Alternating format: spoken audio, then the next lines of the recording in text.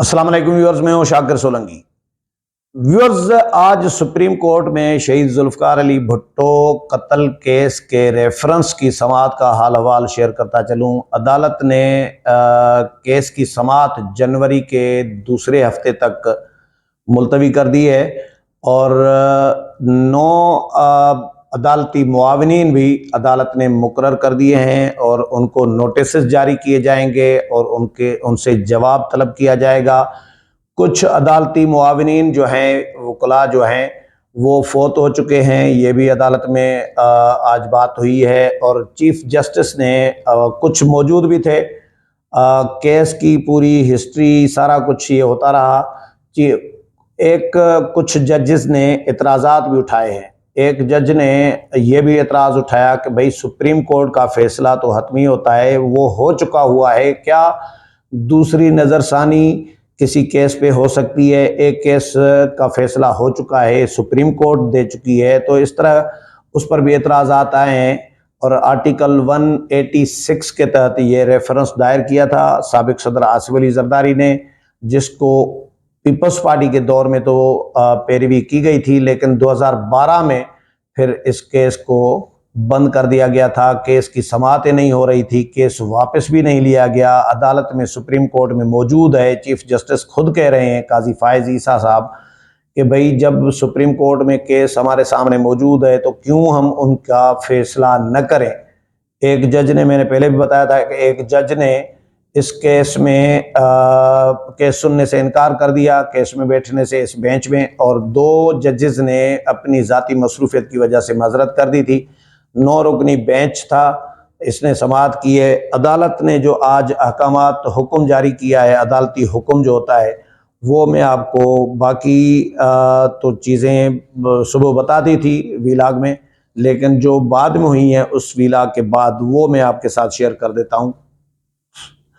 एक तो समाअत जनवरी के दूसरे हफ्ते तक मुलतवी कर दी गई है और अदालती मुआविनीन को अदालत ने कहा है कि नोटिस जारी किए जाएंगे जिनसे जवाब लिया जाएगा। 9 अदालती मुआविनीन मुकर्रर किए गए हैं।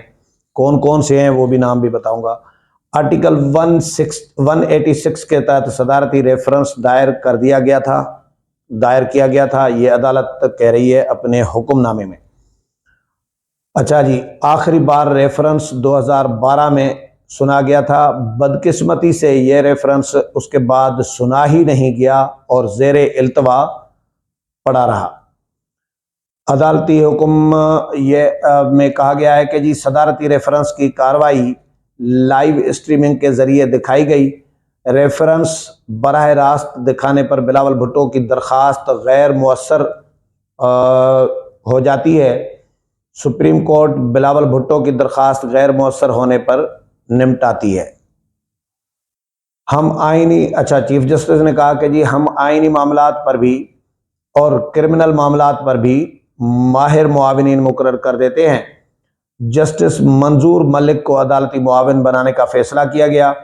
ख्वाजा हारिस, खालिद जावेद खान और सलमान सफदर को भी अदालती मुआविन बना लेते हैं, चीफ जस्टिस ने कहा।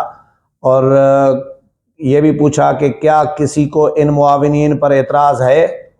अहमद रज़ा कसूरी ने, रज़ा रब्बानी का नाम भी आया, तो रज़ा रब्बानी पर एतराज़ किया अहमद रज़ा कसूरी ने।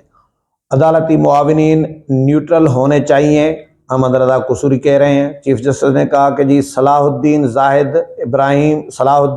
इब्राहिम और फैसल सिद्दीकी को भी अदालती मुआविन ये भी हो सकते हैं। फारूक एच नायक ने बिलावल भुट्टो जरदारी की जानिब से फरीक बनने की दरख्वास्त की है, अदालत कह रही है। फारूक एच नायक ने बताया कि जी जुल्फकार अली भुट्टो की सिर्फ एक बेटी जिंदा है। अदालत को बताया गया कि जुल्फकार अली भुट्टो के 8 पोते पोतियां और नवासे नवासियां हैं। वर्षा की जानिब से जो भी वकील करना चाहे वो कर सकता है, ये अदालत ने अपने हुक्मनामे में कहा है।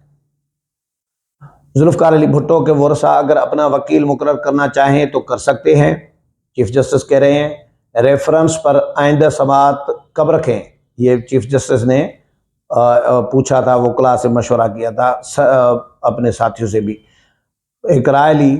सर्दियों की छुट्टियों के बाद तारीख रखें, अटॉर्नी जनरल ने कहा।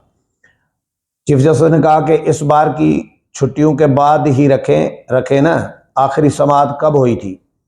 चीफ जस्टिस ने कहा कि ये केस 11 साल के बाद मुकर्रर क्यों हुआ?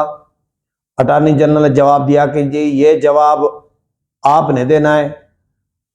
अच्छा जी, अहमद रजा कसूरी की समाअत इलेक्शन के बाद तक मुलतवी करने की इस्तदा। ये अहमद रजा कसूरी ने कहा कि इलेक्शन के बाद रखें क्योंकि इलेक्शन में इसको इस्तेमाल किया जा सकता है, इस केस को, इस रेफरेंस को।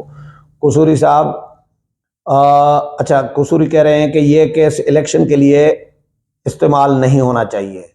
चीफ जस्टिस ने कहा कि जी कसूरी साहब, इस रेफरेंस के बाद कई रेफरेंसेस आए हैं, उस वक्त भी इलेक्शन मामला थे, मगर वो रेफरेंसेस सुने गए थे। अब ये रेफरेंस देर आयद दुरुस्त आयद पर है, चीफ जस्टिस कह रहे हैं, और जनवरी में आइंदा समाअत होगी।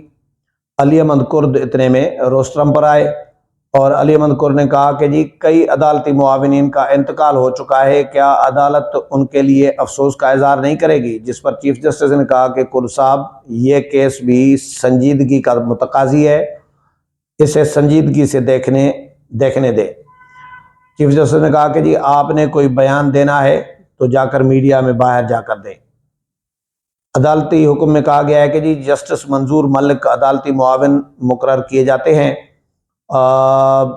भुट्टो रेफरेंस को हुकूमत ने वापस नहीं लिया, हुकूमत ने ही सदारती रेफरेंस को हुकूमत ने वापस भी नहीं लिया और ना ही हुकूमत सदारती रेफरेंस को वापस लेना चाहती है, क्योंकि अटॉर्नी जनरल से ये पूछा गया था तो अटॉर्नी जनरल ने कहा कि मुझे कोई अहकामात नहीं मिले रेफरेंस की पैरवी न करने के हवाले से, अलबत्ता मुझे अहकामात मिले हैं कि हुकूमत इस केस की पैरवी करना चाह रही है, केस को चलना चाहिए।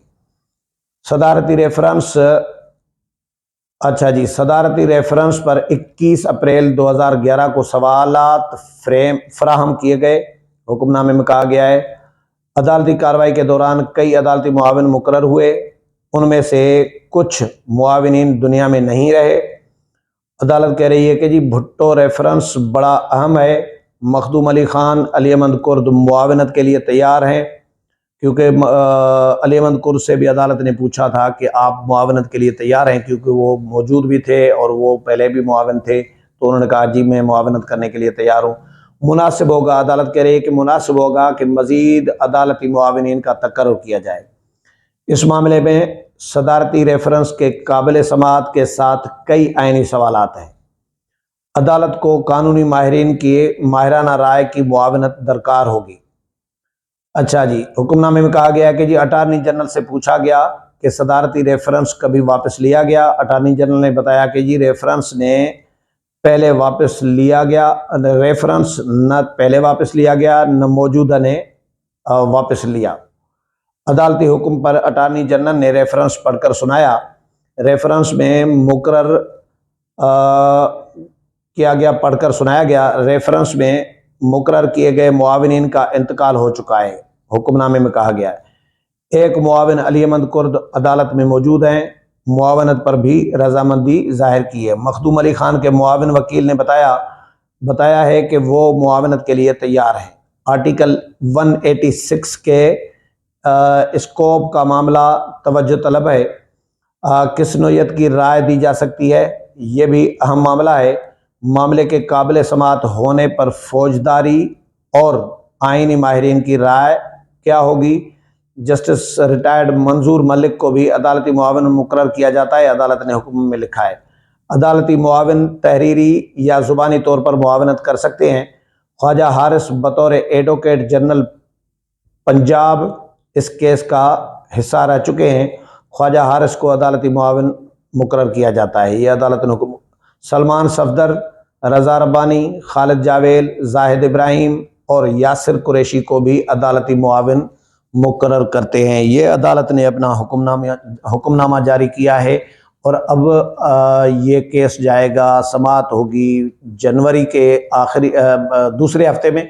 लेकिन पीपल्स पार्टी इस पर बहुत खुश है, क्योंकि 11 साल के बाद ये केस लगा है। बिलावल भुट्टो जरदारी भी मौजूद थे अदालत में, आसिफ अली जरदारी मौजूद थे। बिलावल भुट्टो ने बाद में मीडिया टॉक भी की और उसमें बड़ा नुक्ता ये उठाया कि भाई इस केस में अदालत अगर सुन रही है, काजी फायज ईसा साहब ने मेहरबानी की है, उनके हम शुक्रगुजार हैं। मेहरबानी क्या मतलब हक भी है उनका कि केस सुने। अगर केस गया है उनके पास तो एक आइन के खालिक का कत्ल किया गया है, तो केस तो अदालत में पड़ा है, तो ये अदालत के लिए भी सवालिया निशान था।